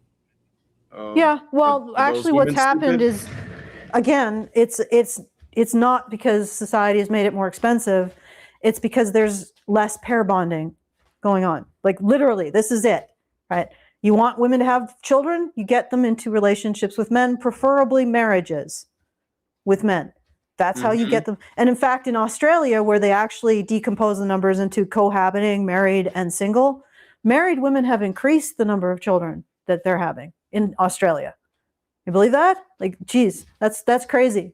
So among married women in some post-industrial countries, the birth rate is increasing now. Right? So it is 100% an effect of singledom, of women staying unpartnered. So if you want to have children, if you want a society that has children, you need to get women partnered. Now, what is the real problem with getting women partnered? The real problem is, according to the GSS, women's standards, income standards, have increased markedly over the last 100 years. So in the 1900s, a man in the lowest income quartile had a greater rate of marriage than men in the top income quartile today. Okay? What that means is that women progressively over the last century have increased their income standards, and this is all adjusted for inflation. So this isn't just income standard, this is buying power. Women have demanded men with more and more and more and more buying power over the last century, which has reduced the effective number of relationships, which thus has reduced the effective number of children. That's what's driving it. And one of the big problems with that's causing this is, of course, telling women that heterosexuality is the site of their oppression. That when a man commits to them, that is actually them being oppressed. Which, if you think about it, a man committing to a woman, in my hypothesis, is the thing that turns on her willingness to reproduce, because she needs a partner who's willing to put in the 7 years of carrying around a heavy child in order for that child to survive, right? So she needs a pretty committed dude. That's about the biggest commitment of, well, actually, no, it is literally the biggest paternal commitment in the entire animal kingdom in men. So she needs a committed man. And what did feminism do? Like a goddamn botfly, it seeded that phenomenon with its parasite. It just injected it right in there and said, that's where oppression is, women. That's where it is. Like a bunch of witches casting a curse on the human race. That's where oppression is. That's where you lose yourselves. That's where you're annihilated as a person. When a man commits to you, he's oppressing you. And that is where children come from. That is like the precondition for humans to reproduce. And they poisoned it. And maybe if we stop poisoning it, we can revive it. Get women back into relationships with men and then reap the benefits of fertility down the road. But the other thing is that she is celebrating. This is what she's celebrating. And she doesn't even realize it. It's not just a society that gave her rights, just rights. That's the trivial part. And she'll understand how trivial it is once she hits the other things she's going to lose. Because right now, the apprenticeships and the jobs, the men doing the infrastructure work are starting to thin out everywhere. Okay? Mm-hmm. So the men who are keeping the power plants running, keeping the sewer systems running, keeping the nuclear plants from melting down, all of that work is thinning out. And a lot of it cannot be replaced unless there's apprenticeships. Okay? So what she's talking about, this demographic cliff, is a labor cliff. These are jobs that nobody wants to do, really, because they're hard, they're difficult, they're dangerous, and they're not paid well enough to really attract people, right? And men did them because they could feed a family with them. Now that's not the case, because the income keeps inflating upwards, which is made worse by all of the men who just basically sell Xerox copies of things. But that's another argument for another day. Anyway, So this infrastructure does not have labor to keep it running. So in about 20 years, when the population that these women should have been producing or would have been producing doesn't reach adulthood, hasn't gone into these jobs, she's going to be seeing things when she's 60. I'm going to be 70, so it's not I don't like this at all. But when she's 60, I'm just horrified at her finding this enjoyable. When she's 60, she's going to be experiencing if she's lucky, rotating blackouts, loss of infrastructure. So, I mean, ladies, if you want to experience what it'll be like because you've chosen not to reproduce the labor force, spend a day without sewer, electricity, internet, telephone. No, actually spend a week like that. Spend a week like that. Don't flush your toilet, just shit in a bucket. You don't refrigerate your food, so everything has to be in cans. No, sorry, you don't get cans either. You got to preserve your food.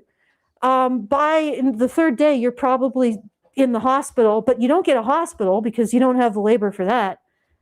Like we're talking rights, right? We're talking the benefit of advanced pharmaceuticals. How about the benefit of not having to keep yourself warm, keep lighting on, keep food that doesn't spoil? How about those benefits? Because she's cheering losing those too in her 60s. That's what she's cheering. Like, this woman is a lunatic. And every woman who's listening to her is likewise insane. It's the insanity only the weak-minded could embrace. I'm happy. Let's cheer the end of our civilization. Like, this woman probably couldn't handle a day of camping, and she's cheering the end of electricity, lighting, central heating or air conditioning. She's cheering the end of refrigeration. She's cheering the end of even canning, right? She's cheering the end of all of that. And incidentally, the reason why everything is so expensive is because you got rid of the people who focus on producing things for the people who focus on moving things around in a relational web. So there's way more money than things in your economy. That's why everything is so expensive. But that's a story I don't even think that she could possibly understand. She'd just call me a pick-me. Yep. All right. I'm done. All right. I got a super chat from Xeranx for 5, and he says, I figured out the reason for the fall of Adam and Eve, Bill Hicks. And then I got a super chow from Anonymous for $10, and they didn't say anything. But thank you for the super chow anyways. And I got another super chow from official RevTrad for $10. And he says, on the birth rate and grandmas getting plowed, do you think AIDS has anything to do with all the collapsing things? You can find people on TV in the mid-'80s saying the 1967 sexual liberation has failed. Do you think the fact that AIDS became highly treatable about 15 years ago might have anything to do with this? I don't think that much. I don't think that much, because I think that we've I don't think women were ever worrying about AIDS, really. Yeah, AIDS was mostly spread amongst gay men, mostly, but there's a little, obviously it has gotten into the heterosexual population too, but I think it's still primarily like a homosexual thing because of how it's transmitted. But again, there are, bisexual women and men who have come in contact with it. But I think that mainly I was going to say I don't think so, because I think that we've had a pretty decent handle on not treatment, but maintaining, let's say, the disease for a long time, since like the 90s.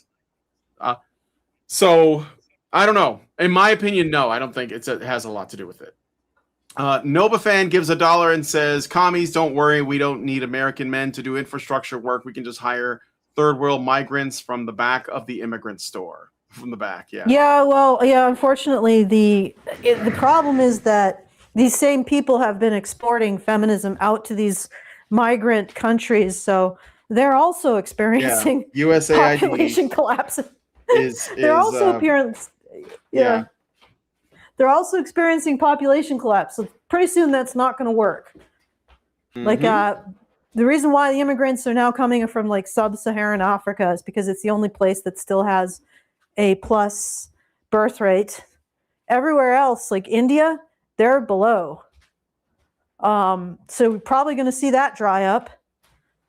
And the Middle Eastern countries are rich enough that they often don't even the poorer Middle Eastern countries maybe. But you're not going to see a lot of people from there either eventually, because they're going down too. So yeah, this is the migrants come from the back indeed. And the problem is that the same supply chain disruption is also acting on them. And by supply chain, I mean feminism. All right, so all right, another super wanna... chat. I got another super chat. Sorry, Okay, gotcha. Dylan. That's fine. 102001 gives us $5 and says, our civilization expired just like the childless women. These women are just taking themselves out of reproduction. The future is Amish. All right. Yeah, Thank you. The problem with the future is Amish is the Amish is going to be like, they still have to live in a devastate, like all of this infrastructure that we've constructed is not net neutral. It's not going to quietly collapse. Around around the Amish. We could very well take them out by, all kinds of explosions and environmental degradation from like things melting down. Or just desperate people wandering through. Yeah. It's so it's not such a clear cut case, right? Of just the Amish. Oh yeah, and also when the infrastructure fails, people are not going to just go quietly into the night and die. They will go attack the Amish. Yeah. So it's like, yeah, maybe it's a funny meme, but think about it. Think about like millions of hungry liberals swarming the countryside to try to kill anything they can to eat it and take whatever they can from the Amish. Like it's that's the hellscape they want. And I don't even think the Amish will survive it. Perhaps pygmies in the Amazon. Or no, pygmies in they're in Africa, sorry. The Amazon tribes and the pygmies will survive. Because nobody can get to them. But anyway, let's shall we continue some more of this lovely lady? A bit more. I gotta end it soon. Systematically. Okay, there's something I did want to... Yeah, you want to get to it because I got like 5 minutes. Yeah, there's there's a specific. You have to go in 5 minutes. Okay, and this might be a bit too much. Okay, so there's a post that she goes through at 5:36.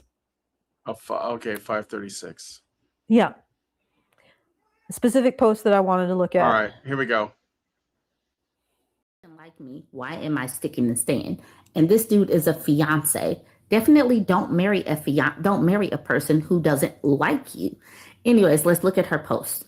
She says, I recently got engaged to my fiance who is extremely affectionate, loving, and sweet to me daily. We have been together for 5 years and are both 30 years old. However, today I got really upset that I had gained a bit of weight and we argued about it. I always thought, and he assured me, he kept our disagreements and my insecurities private. I keep everything private that he confides to me. Today, I overheard him talking about me while gaming. He thought that I had gone to volleyball. He was saying how much he hates women, that we're all the same, effing can't stand women, and that I drive him crazy. Women are all psychos and are all the same, that it would be easier if they could just be gay together. If your woman is crazy, then she's a dude. He loves me, but I drive him crazy. That right there, that is enough to say we should break up. Because what... Okay, wait. No. First of all, how do you know he's not like just talking shit with his friends? Do you think he honestly wants to go gay with his friends? Like, I think that's a joke. I think it is a joke, but of course, she's a woman, so she doesn't have a sense of humor. Why is she like? But the other thing is that's good. The husbands who hate women make the best husbands. Yeah, right. You don't have to worry about them cheating. Yeah, you don't have to worry about them cheating. It's good. They're a little bit skeptical of other women. I seriously doubt like this whole thing, though. I'm pressing X to doubt on that. Yeah, I am as well. I am big freaking X. But but my point is not just that, but it's also like sort of something you would predict from like a guy with like strong, like a good solid like vasopressin bed, that because let me use an example from the animal model that they use to sort of understand men's behavior in this. I think it's voles, prairie voles. Pretty sure it's prairie voles. It's mountain voles. It might be mountain voles. Anyway, it's a vole species that has a biparental, so they pair bond.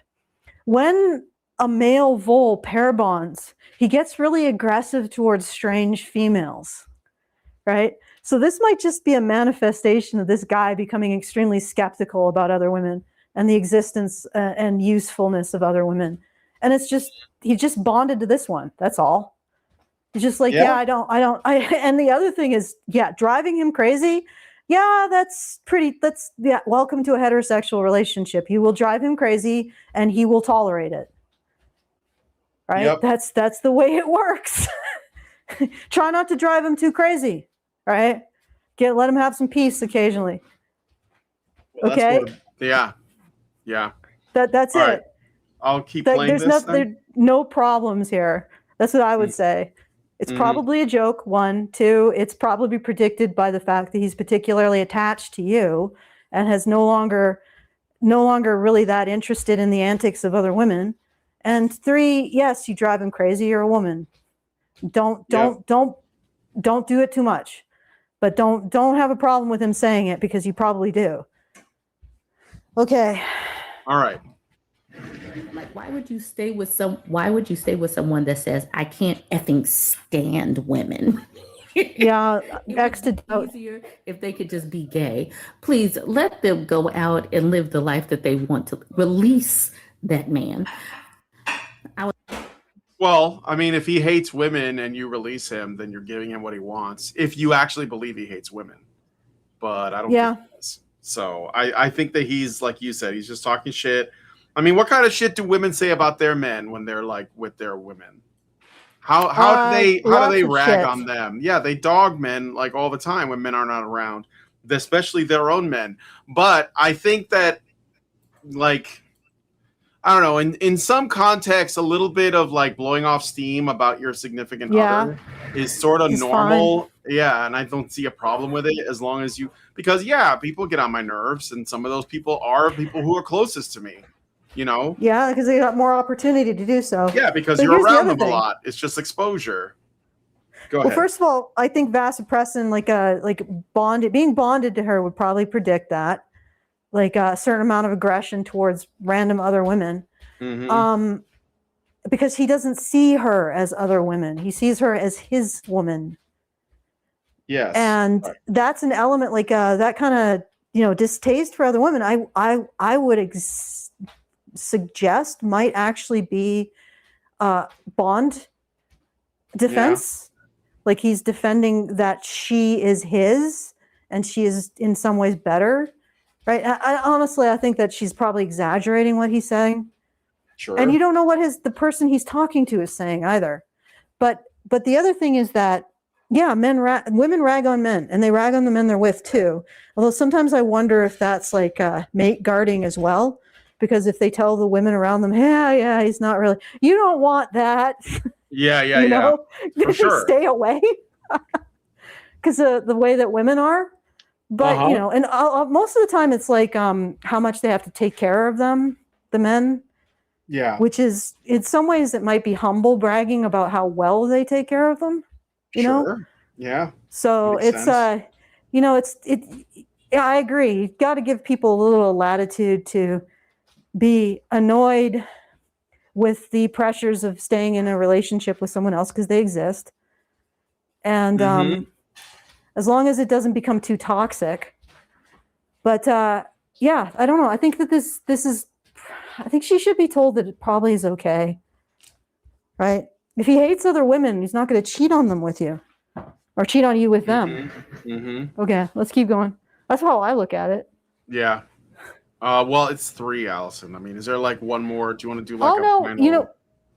This is Are we going to finish this clip? Is that it? Okay, so no, that's fine. You know what? We can leave it at that. I mean, I could read a bit more of the analysis. Okay.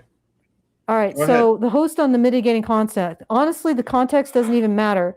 What made him pop off like that was not a one-off thing. That's how he feels deep down about her and about women. No. This is the thing, right? That's not how he feels about her because he's with her and he's building a life with her. He's not building a life with other women. Women need to break this off. Like, when you're in the orbit of a man, you are his woman. What he thinks of other women does not necessarily reflect on you. He can find other women absolutely irritating because he doesn't have a bond with them that sort of softens the edges of what he needs to do to placate them or deal with their foibles. Right? Do you see what I'm saying? Like, Yeah. yeah, like other women's annoyances annoy him more because he's not bonded to them. Host prescription arrives before the OP's updates are read. This is enough to say we should break up. I was looking for the OP's comments because I needed her to stay on breaking up with him. Comment section material, the host reads approvingly. On learning the OP is the higher earner, he probably is jealous or insecure about that. That's the reason why he's ranting about women. No. But apparently the OP is the higher earner, so now he's using her as a meal ticket. He wants you to finance his life. His meal ticket just expired.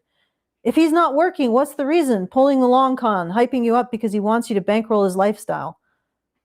And he's using you. He hypes you up so the gravy train doesn't stop. And then this is all in contradiction to the OP saying that he's employed and he works 12-hour shifts. So he's probably in construction or infrastructure work if he's doing 12-hour shifts. So he's doing the work of actually keeping a society running, because usually office workers don't do 12-hour shifts. That's a little bit specific. And she probably earns more because the world is at this moment awash in avocado toast jobs for women. Yep.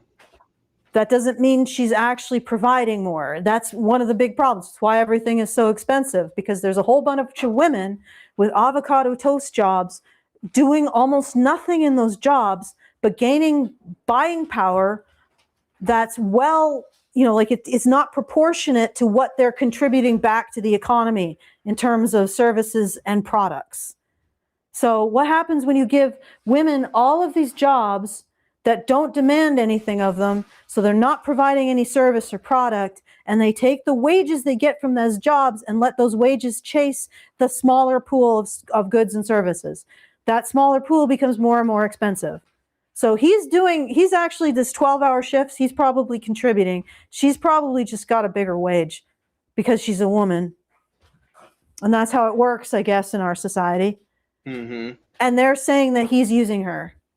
All right, but anyway, if we were to get into this more, we'd have to really dig into this, and it's moving into a different topic. So yeah, I'm sorry. I'll just say that this is rank hypocrisy.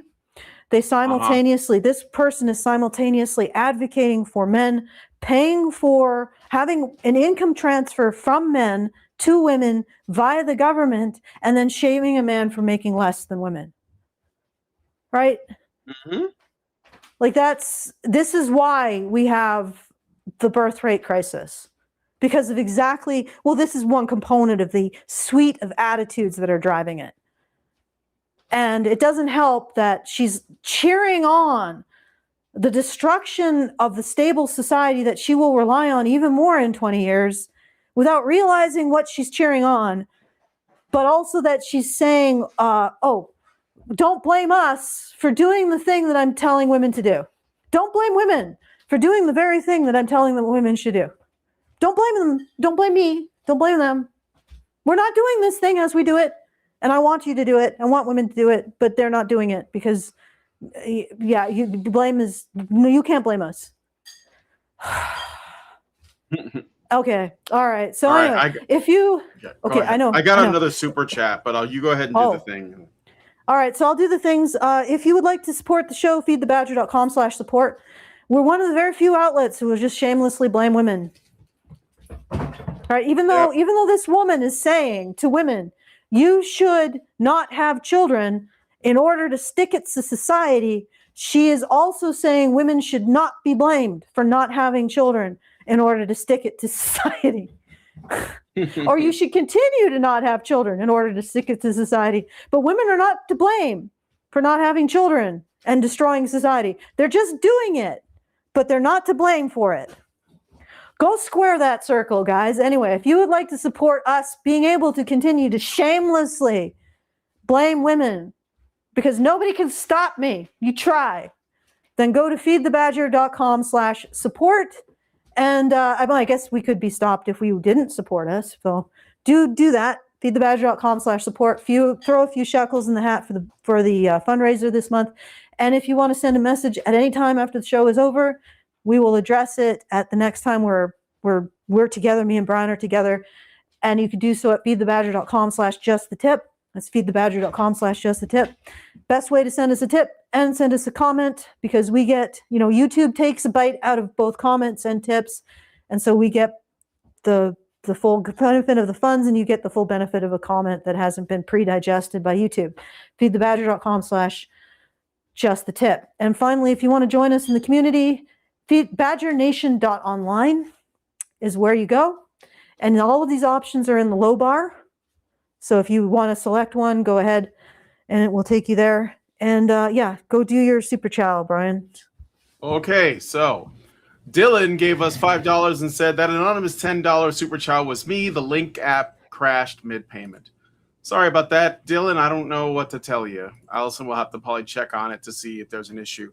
But with all that said, if you guys like this video, please hit like, subscribe if you're not already subscribed.